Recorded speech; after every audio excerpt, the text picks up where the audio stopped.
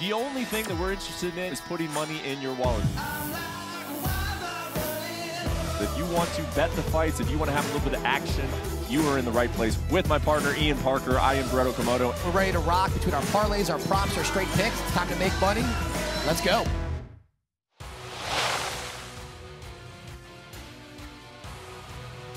And after a fun week in Madison Square Garden for UFC 295, we are back home at the UFC Apex in Las Vegas for UFC Fight Night.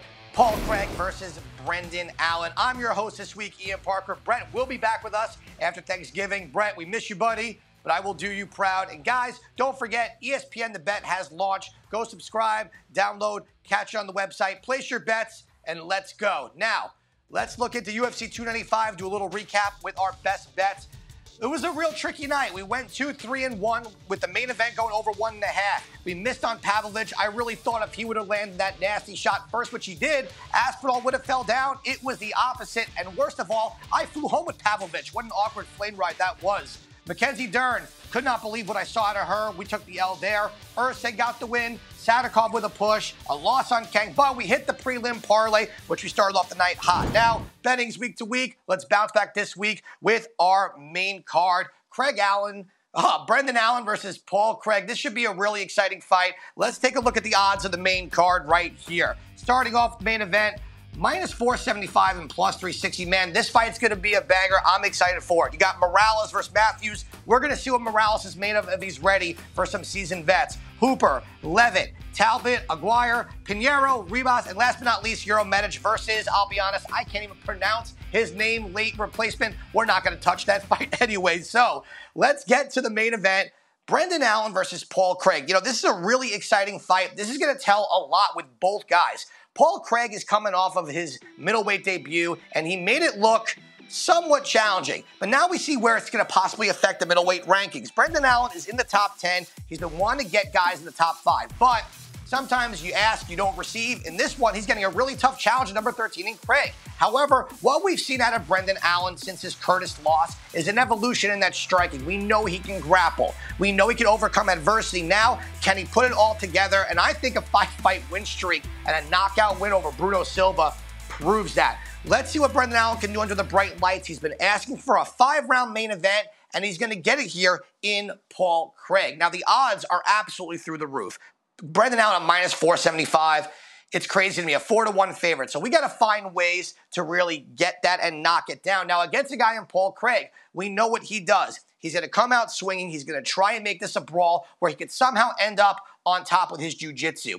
However, I just don't see that happening in this fight. I think Brendan Allen gets it done by TKO or KO. And to make it more fun, that's going to be my prop of the night. Now, let's move on to the co-main event. This one is very intriguing for me. You got a guy in Michael Morales who's undefeated, who we've seen him really step up to the challenge. He's fighting someone in Jake Matthews, though.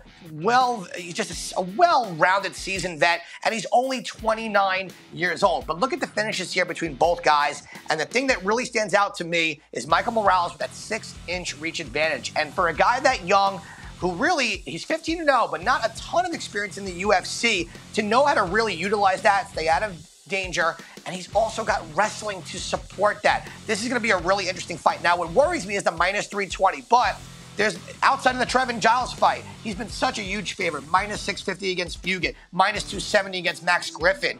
And Griffin does really good work everywhere in that, and somehow Morales was able to come out the victor. Someone in Jake Matthews, I think, has just been too inconsistent here, and he is being outmatched everywhere it goes. So I like Michael Morales. These odds are really high, so I would take him to win by decision. So now that we got through the main event, the co-main event, let's get into the rest of the main card. And this is a sneaky good card coming off of 295. Chase Hooper coming off the best fight of his career, where we saw striking out of him, is going against Jordan Levitt. Although, guys, I got to be honest here, Chase Hooper minus 210, he should not be a 2-1 favorite over anyone. Give me Jordan Levitt in a 50-50 grappling match. I'm going with the Monkey King to get the upset. Moving on to the next fight on the card. We have Peyton Talbot versus Nick Aguirre. Look, Aguirre is tough. He's good on the ground. But what we saw out of Talbot was, first round, you may see a little danger. Second round, he's going to pressure, come out swinging. Let's go Talbot not at minus 950, that's insane, but by KO or TKO at plus 100. I think he gets it done. And to make it more fun, long shot prop, let's take it at round 2 at plus 500. We saw in the Contender Series it could happen. This fight I really love. Lana Pinheiro versus Amanda Ribas. Look, Pinheiro's looked really good. Okay, she has. But the Michelle Waterson-Gomez fight, I thought she was exposed. I think Ribas, granted coming off the loss to Macy Barber, as you see in the graphic there, is better everywhere. But where the biggest differences will be on the floor, I'm going to take Amanda Ribas as my lean. But guys, if you want to take a flyer, go by sub. I think she gets it done there. Now we're going to move on to the prelim picks. Okay, this undercard, very surprising. There's a lot of good spots on here, including this fight, Jonathan Pierce versus Joanderson Brito.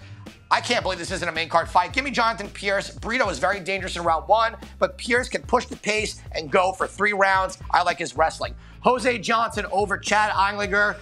You know what? We go back to another short notice fight. Christian Leroy Duncan versus Dennis Tulun. Guys, stay away from that fight. Tulun's taking on short notice, and Duncan looked not so great in his last fight. Park versus Machado over 1.5 rounds. I know it's a heavyweight fight, but if you go watch their last 2 fights, it went all the way. Let's go over 1.5 in the Alexander fight. However, Alexander by TKO in rounds 2 or 3 is also a really fun prop. Aline Perez, this one, I don't love the odds here. However, Pudilova is very hesitant. She's slow, and you got someone Perez who can really step on the gas and win with the wrestling. I like her in this fight.